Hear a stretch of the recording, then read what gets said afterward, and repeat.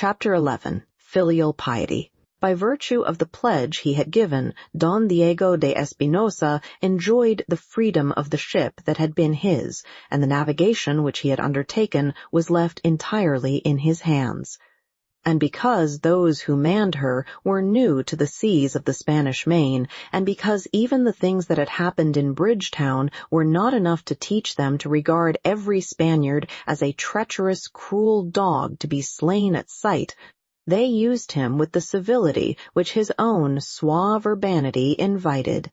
He took his meals in the great cabin with Blood and the 3 officers elected to support him, Hagthorpe, Wolverstone, and Dyke. They found Don Diego an agreeable, even an amusing companion, and their friendly feeling towards him was fostered by his fortitude and brave equanimity in this adversity. That Don Diego was not playing fair, it was impossible to suspect. Moreover, there was no conceivable reason why he should not, and he had been of the utmost frankness with them. He had denounced their mistake in sailing before the wind upon leaving Barbados. They should have left the island to leeward, heading into the Caribbean and away from the archipelago. As it was, they would now be forced to pass through this archipelago again so as to make Curaçao, and this passage was not to be accomplished without some measure of risk to themselves. At any point between the islands, they might come upon an equal or superior craft. Whether she were Spanish or English would be equally bad for them, and being undermanned, they were in no case to fight. To lessen this risk as far as possible, Don Diego directed at first a southerly and then a westerly course, and so, taking a line midway between the islands of Tobago and Grenada, they won safely through the danger zone and came into the comparative security of the Caribbean Sea. "If this wind holds," he told them that night at supper, after he had announced to them their position, "we should reach Curaçao inside 3 days." For 3 days the wind held. Indeed, it freshened a little on the second, and yet when the 3rd night descended upon them, they had still made no landfall. The Cinco Llagas was plowing through a sea contained on every side by the blue bowl of heaven. Captain Blood uneasily mentioned it to Don Diego. "It will be for tomorrow morning," he was answered with calm conviction. "By all the saints, it is always tomorrow morning with you Spaniards, and tomorrow never comes, my friend. But this tomorrow is coming, rest assured. However early you may be astir, you shall see land ahead, Don Pedro." Captain Blood passed on, content, and went to visit Jerry Pitt, his patient, to whose condition Don Diego owed his chance of life. For 24 hours now the fever had left the sufferer, and under Peter Blood's dressings his lacerated back was beginning to heal satisfactorily. So far, indeed, was he recovered that he complained of his confinement, of the heat in his cabin. To indulge him, Captain Blood consented that he should take the air on deck, and so, as the last of the daylight was fading from the sky, Jeremy Pitt came forth upon the captain's arm. Seated on the hatch coamings, the Somersetshire lad gratefully filled his lungs with the cool night air and professed himself revived thereby. Then, with the seaman's instinct, his eyes wandered to the darkling vault of heaven, spangled already with a myriad golden points of light. Awhile he scanned it idly, vacantly, then his attention became sharply fixed. He looked round and up at Captain Blood, who stood beside him. "D'ye know anything of astronomy, Peter?" quoth he. "Astronomy, is it? Faith, now, I couldn't tell the belt of Orion from the girdle of Venus." "Ah, and I suppose all the others of this lubberly crew share your ignorance. It would be more amiable of you to suppose that they exceed it." Jeremy pointed ahead to a spot of light in the heavens over the starboard bow. "That is the North Star," said he. "Is it now? Glory be, I wonder ye can pick it out from the rest." "And the North Star ahead almost over your starboard bow means that we're steering a course, north, northwest, or maybe north by west, for I doubt if we are standing more than 10 degrees westward." "And why shouldn't we?" wondered Captain Blood. "You told me, didn't you, that we came west of the archipelago between Tobago and Grenada, steering for Curaçao. If that were our present course, we should have the North Star abeam out yonder." On the instant Mr. Blood shed his laziness. He stiffened with apprehension and was about to speak when a shaft of light clove the gloom above their heads, coming from the door of the poop cabin which had just been opened. It closed again, and presently there was a step on the companion. Don Diego was approaching. Captain Blood's fingers pressed Jerry's shoulder with significance. Then he called the Don and spoke to him in English, as had become his custom when others were present. "Will ye settle a slight dispute for us, Don Diego?" said he lightly. "We are arguing, Mr. Pitt and I, as to which is the North Star." "So?" The Spaniard's tone was easy. There was almost a suggestion that laughter lurked behind it, and the reason for this was yielded by his next sentence. "But you tell me, Mr. Pitt, he is your navigant?" "For lack of a better," laughed the captain, good-humoredly contemptuous. "Now I am ready to wager him 100 pieces of 8 that that is the North Star." And he flung out an arm towards a point of light in the heavens straight abeam. He afterwards told Pitt that had Don Diego confirmed him, he would have run him through upon that instant. Far from that, however, the Spaniard freely expressed his scorn. "You have the assurance that is of ignorance, Don Pedro, and you lose. The North Star is this one." And he indicated it. "You are sure?" "But my dear Don Pedro." The Spaniard's tone was one of amused protest. "But is it possible that I mistake? Besides, is there not the compass? Come to the binnacle and see there what course we make." His utter frankness, and the easy manner of one who has nothing to conceal, resolved at once the doubt that had leapt so suddenly in the mind of Captain Blood. Pitt was satisfied less easily. "In that case, Don Diego, will you tell me, since Curaçao is our destination, why our course is what it is?" Again there was no faintest hesitation on Don Diego's part. "You have reason to ask," said he, and sighed. "I had hoped it would not be observed. I have been careless, of a carelessness very culpable. I neglect observation. Always it is my way. I make too sure.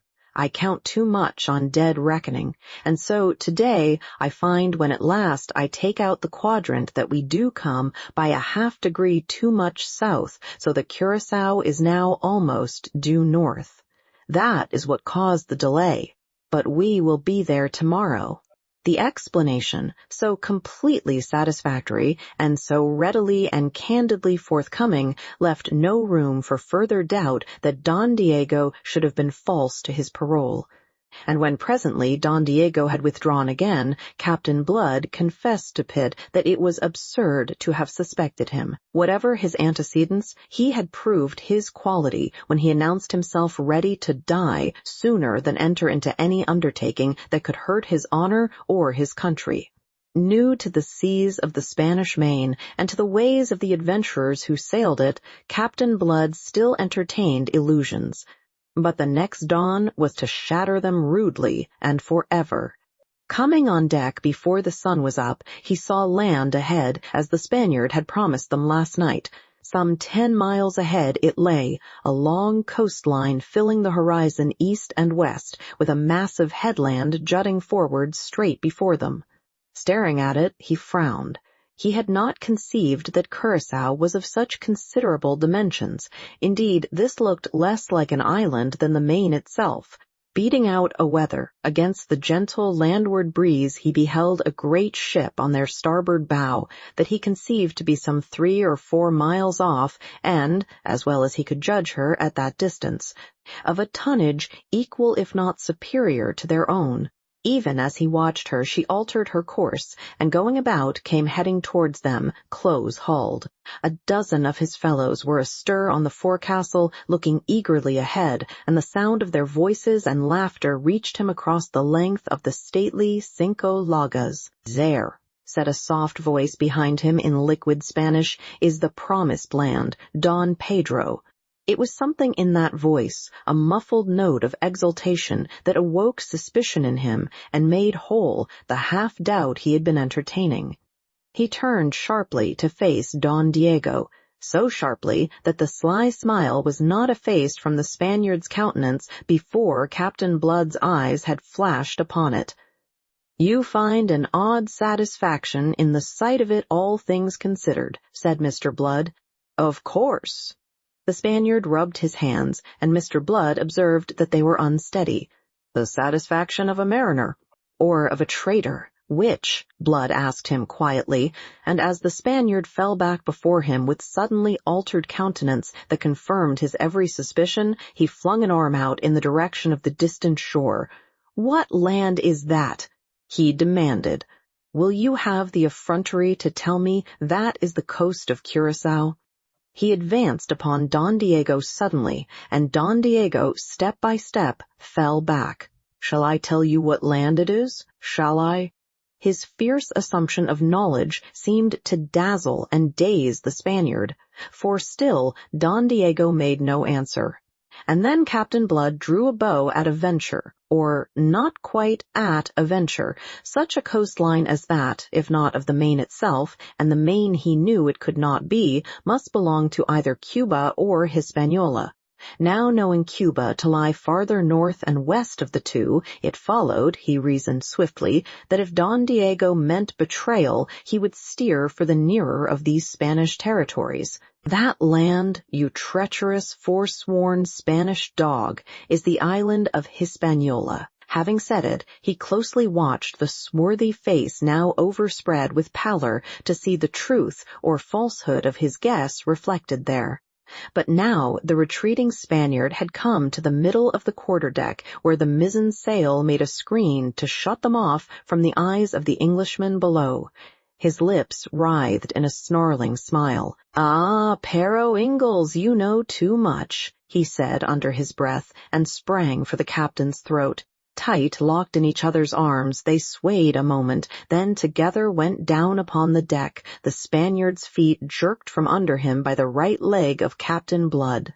The Spaniard had depended upon his strength, which was considerable, but it proved no match for the steady muscles of the Irishman, tempered of late by the vicissitudes of slavery. He had depended upon choking the life out of Blood, and so gaining the half-hour that might be necessary to bring up that fine ship that was beating towards them, a Spanish ship, perforce, since none other would be so boldly cruising in these Spanish waters off Hispaniola. But all that Don Diego had accomplished was to betray himself completely, and to no purpose. This he realized when he found himself upon his back, pinned down by Blood, who was kneeling on his chest, whilst the men, summoned by their captain's shout, came clattering up the companion. "Will I say a prayer for your dirty soul now, whilst I am in this position?" Captain Blood was furiously mocking him. But the Spaniard, though defeated, now beyond hope for himself, forced his lips to smile, and gave back mockery for mockery. "Who will pray for your soul, I wonder, when that galleon comes to lie board and board with you?" "That galleon," echoed Captain Blood with sudden and awful realization that already it was too late to avoid the consequences of Don Diego's betrayal of them. "That galleon," Don Diego repeated, and added with a deepening sneer, "Do you know what ship it is? I will tell you. It is the Encarnacion, the flagship of Don Miguel de Espinosa, the Lord Admiral of Castile, and Don Miguel is my brother. It is a very fortunate encounter. The Almighty, you see, watches over the destinies of Catholic Spain." There was no trace of humor or urbanity now in Captain Blood. His light eyes blazed, his face was set. He rose, relinquishing the Spaniard to his men. "Make him fast," he bade them. "Truss him wrist and heel, but don't hurt him, not so much as a hair of his precious head." The injunction was very necessary. Frenzied by the thought that they were likely to exchange the slavery from which they had so lately escaped for a slavery still worse, they would have torn the Spaniard limb from limb upon the spot. And if they now obeyed their captain and refrained, it was only because the sudden steely note in his voice promised for Don Diego Valdez something far more exquisite than death. "You scum, you dirty pirate, you man of honor."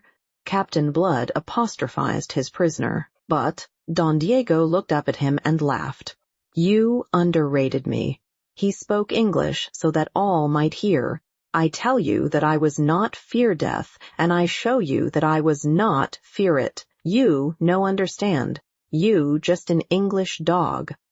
"Irish, if you please," Captain Blood corrected him. "And your parole, you tyke of Spain?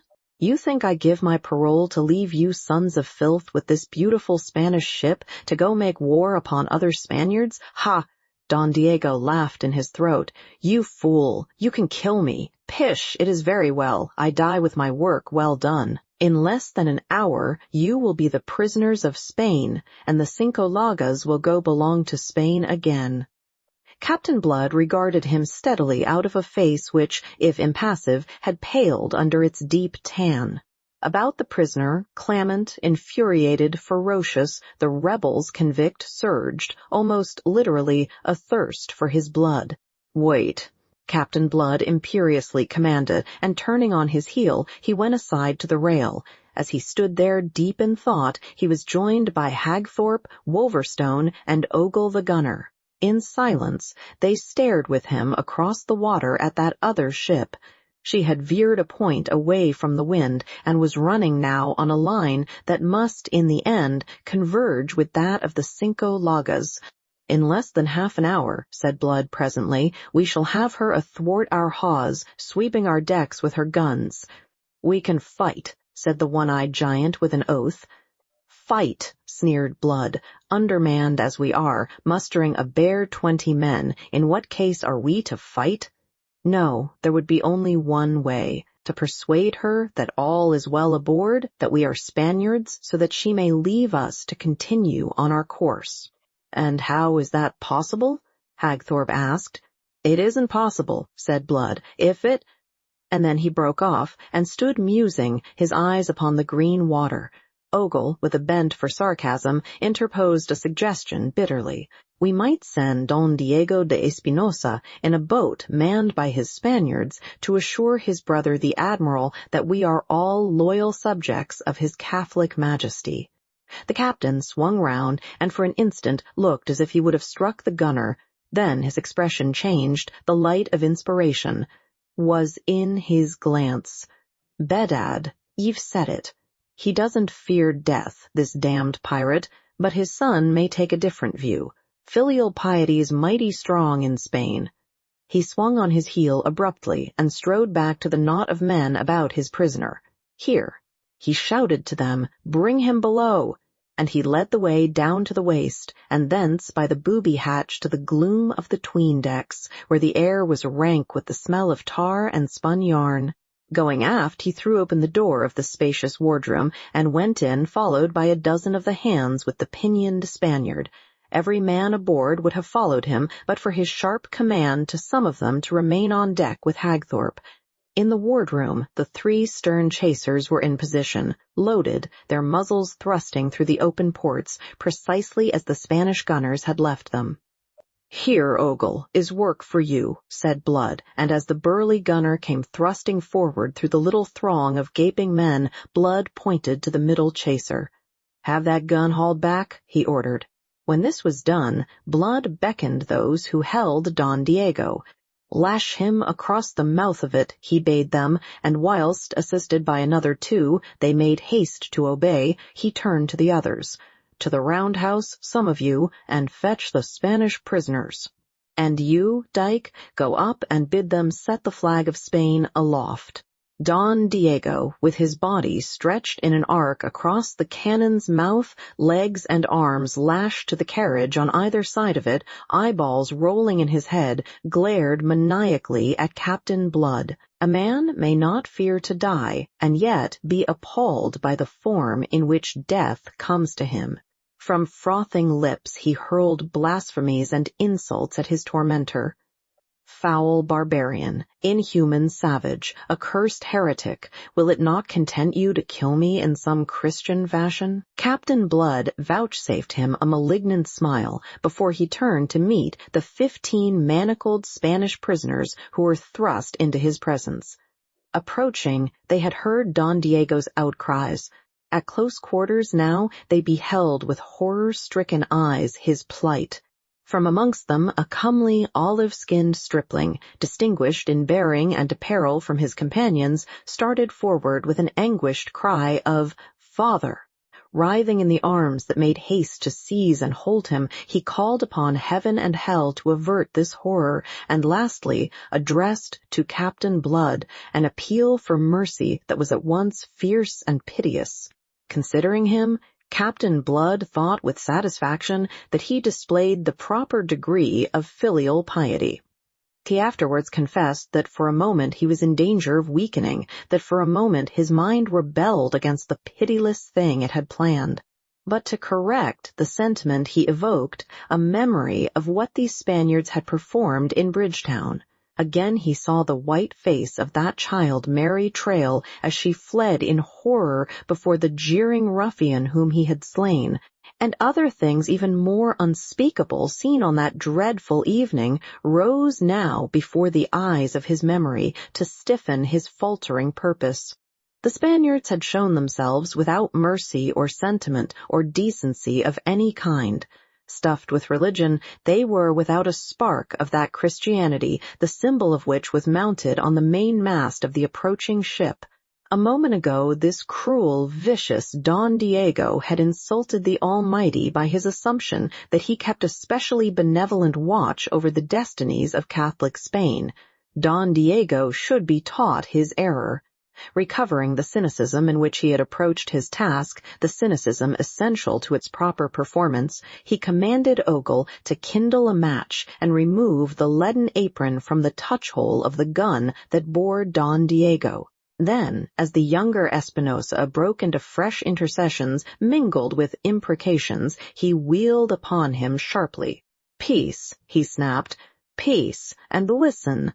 It is no part of my intention to blow your father to hell as he deserves, or indeed to take his life at all." Having surprised the lad into silence by that promise, a promise surprising enough in all the circumstances, he proceeded to explain his aims in that faultless and elegant Castilian of which he was fortunately master. As fortunately for Don Diego as for himself, "It is your father's treachery that has brought us into this plight and deliberately into risk of capture and death aboard that ship of Spain. Just as your father recognized his brother's flagship, so will his brother have recognized the Cinco Llagas. So far, then, all is well. But presently the Encarnacion will be sufficiently close to perceive that here all is not as it should be.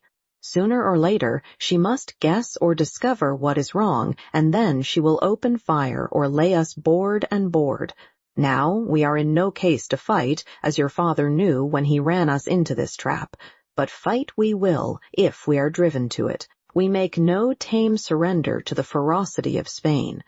He laid his hand on the breech of the gun that bore Don Diego. "Understand this clearly. To the first shot from the Encarnacion, this gun will fire the answer. I make myself clear, I hope?" White-faced and trembling, young Espinosa stared into the pitiless blue eyes that so steadily regarded him. "If it is clear," he faltered, breaking the utter silence in which all were standing. "But, name of God, how should it be clear? How should I understand? Can you avert the fight? If you know a way, and if I, or these, can help you to it, if that is what you mean, in heaven's name, let me hear it." A fight would be averted if Don Diego de Espinosa were to go aboard his brother's ship, and by his presence and assurances inform the admiral that all is well with the Cinco Llagas, that she is indeed still a ship of Spain, as her flag now announces. But of course Don Diego cannot go in person, because he is otherwise engaged. He has a slight touch of fever, shall we say, that detains him in his cabin. But you, his son, may convey all this and some other matters together with his homage to your uncle. You shall go in a boat manned by 6 of these Spanish prisoners, and I, a distinguished Spaniard delivered from captivity in Barbados by your recent raid, will accompany you to keep you in countenance. If I return alive and without accident of any kind to hinder our free sailing hence, Don Diego shall have his life, as shall every one of you. But if there is the least misadventure, be it from treachery or ill fortune, I care not which. The battle, as I have had the honor to explain, will be opened on our side by this gun, and your father will be the first victim of the conflict." He paused a moment. There was a hum of approval from his comrades, an anxious stirring among the Spanish prisoners. Young Espinosa stood before him, the color ebbing and flowing in his cheeks. He waited for some direction from his father. But none came. Don Diego's courage, it seemed, had sadly waned under that rude test. He hung limply in his fearful bonds and was silent. Evidently he dared not encourage his son to defiance, and presumably was ashamed to urge him to yield. Thus he left decision entirely with the youth. "Come," said Blood, "I have been clear enough, I think. What do you say?" Don Esteban moistened his parched lips, and with the back of his hand mopped the anguished sweat from his brow. His eyes gazed wildly a moment upon the shoulders of his father, as if beseeching guidance. But his father remained silent. Something like a sob escaped the boy. I accept," he answered at last, and swung to the Spaniards. "And you will accept too," he insisted passionately. "For Don Diego's sake, and for your own, for all our sakes. If you do not, this man will butcher us all without mercy." Since he yielded, and their leader himself counseled no resistance, why should they encompass their own destruction by a gesture of feudal heroism? They answered without much hesitation that they would do as was required of them. Blood turned and advanced to Don Diego. "I am sorry to inconvenience you in this fashion, but," for a second, he checked and frowned as his eyes intently observed the prisoner. Then, after that scarcely perceptible pause, he continued, "But I do not think that you have anything beyond this inconvenience to apprehend, and you may depend upon me to shorten it as far as possible." Don Diego made him no answer. Peter Blood waited a moment, observing him. Then he bowed and stepped back. Chapter 12. Don Pedro Sangre. The Cinco Llagas and the Encarnacion, after a proper exchange of signals, lay hove to within 1/4 of a mile of each other, and across the intervening space of gently heaving, sunlit waters sped a boat from the former, manned by 6 Spanish seamen and bearing in her stern sheets Don Esteban de Espinosa and Captain Peter Blood. She also bore 2 treasure chests containing 50,000 pieces of 8. Gold has at all times been considered the best of testimonies of good faith, and Blood was determined that in all respects appearances should be entirely on his side.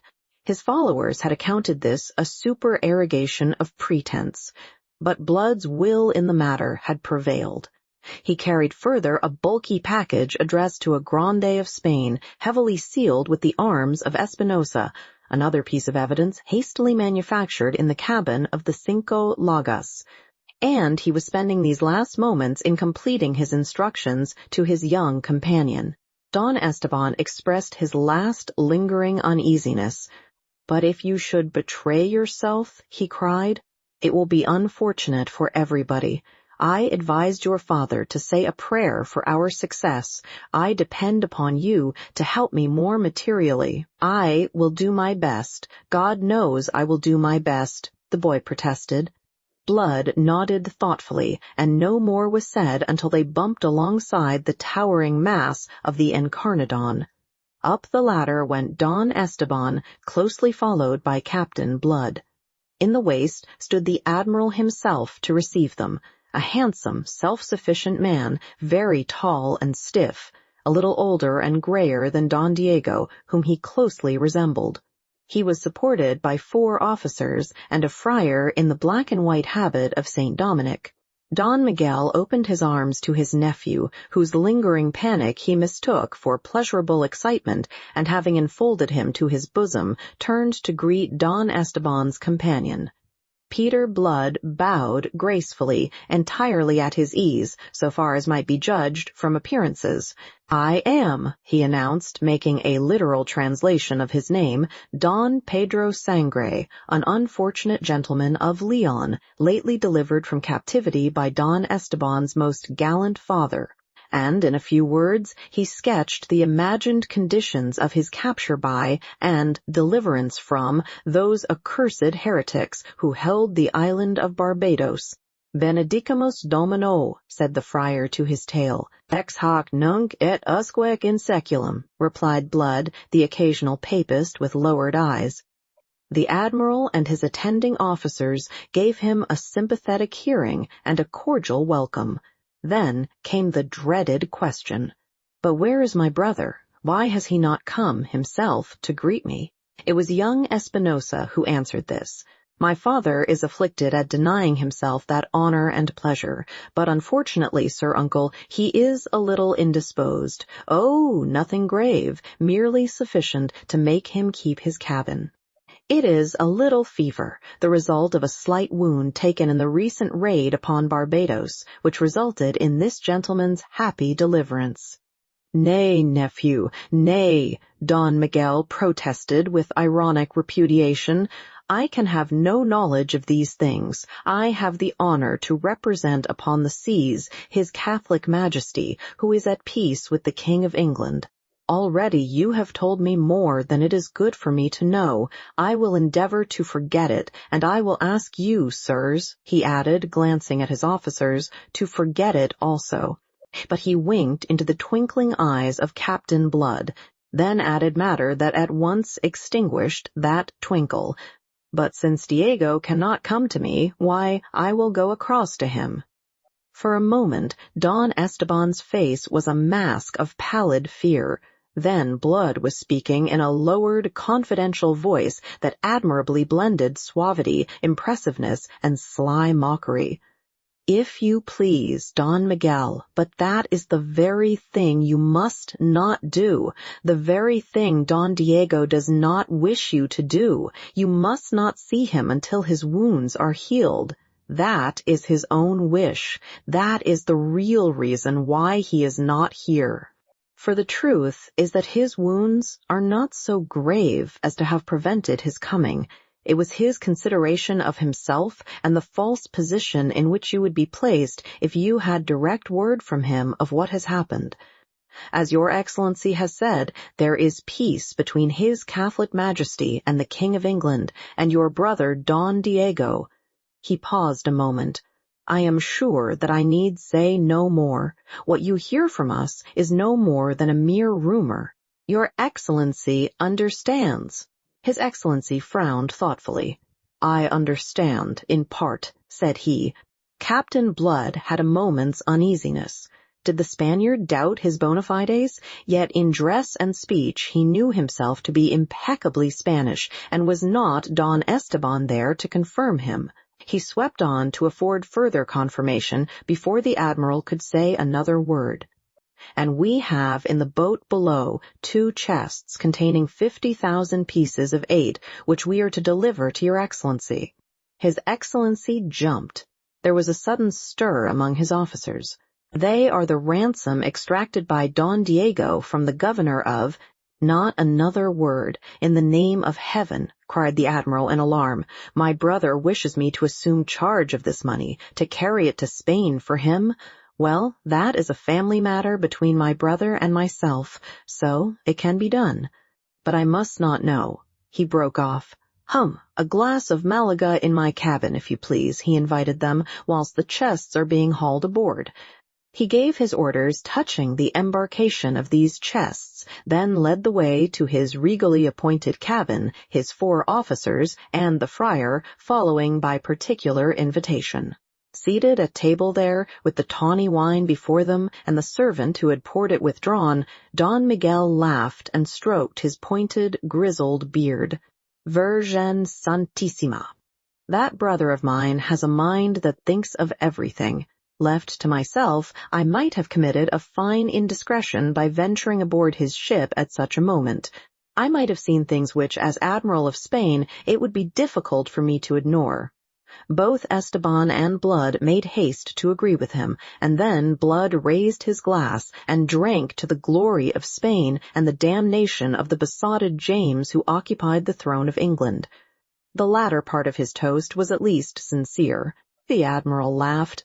"Sir, you need my brother here to curb your imprudences. You should remember that His Catholic Majesty and the King of England are very good friends. That is not a toast to propose in this cabin. But since it has been proposed, and by one who has such particular personal cause to hate these English hounds, why, we will honor it, but unofficially." They laughed and drank the damnation of King James, quite unofficially, but the more fervently on that account.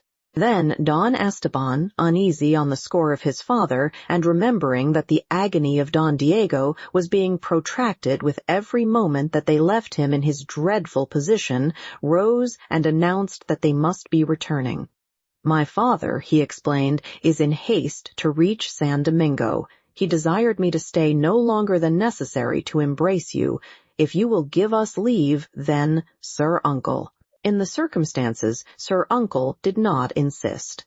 As they returned to the ship's side, Blood's eyes anxiously scanned the line of seamen leaning over the bulwarks in idle talk with the Spaniards in the cockboat that waited at the ladder's foot. But their manner showed him that there was no ground for his anxiety. The boat's crew had been wisely reticent. The Admiral took leave of them, of Esteban affectionately, of Blood ceremoniously. "I regret to lose you so soon, Don Pedro. I wish that you could have made a longer visit to the Encarnacion." "I am indeed unfortunate," said Captain Blood politely, "but I hope that we may meet again. That is to flatter me beyond all that I deserve." They reached the boat, and she cast off from the great ship. As they were pulling away, the Admiral waving to them from the taffrail, they heard the shrill whistle of the boatswain piping the hands to their stations, and before they had reached the Cinco Llagas, they beheld the Encarnacion go about under sail. She dipped her flag to them, and from her poop a gun fired a salute. Aboard the Cinco Llagas, someone, it proved afterwards to be Hagthorpe, had the wit to reply in the same fashion. The comedy was ended. Yet there was something else to follow as an epilogue, a thing that added a grim, ironic flavor to the whole. As they stepped into the waist of the Cinco Llagas, Hagthorpe advanced to receive them. Blood observed the set, almost scared expression on his face. "I see that you found it," he said quietly. Hagthorpe's eyes looked a question, but his mind dismissed whatever thought it held. "Don Diego," he was beginning, and then stopped and looked curiously at Blood. Noting the pause and the look, Esteban bounded forward, his face livid. "Have you broken faith, you curs? Has he come to harm?" he cried. And the 6 Spaniards behind him grew clamorous with furious questionings. "We do not break faith," said Hagthorpe firmly, so firmly that he quieted them, and in this case there was not the need. "Don Diego died in his bonds before ever you reached the Encarnacion." Peter Blood said nothing. "Died?" screamed Esteban. "You killed him, you mean. Of what did he die?" Hagthorpe looked at the boy. "If I am a judge," he said, "Don Diego died of fear." Don Esteban struck Hagthorpe across the face at that, and Hagthorpe would have struck back, but that Blood got between, whilst his followers seized the lad. "Let be," said Blood. "You provoked the boy by your insult to his father." "I was not concerned to insult," said Hagthorpe, nursing his cheek. "It is what has happened. Come and look." "I have seen," said Blood. "He died before I left the Cinco Llagas. He was hanging dead in his bonds when I spoke to him before leaving." "What are you saying?" cried Esteban. Blood looked at him gravely. Yet for all his gravity, he seemed almost to smile, though without mirth. "If you had known that, eh?" he asked at last. For a moment, Don Esteban stared at him wide-eyed, incredulous. "I don't believe you," he said at last.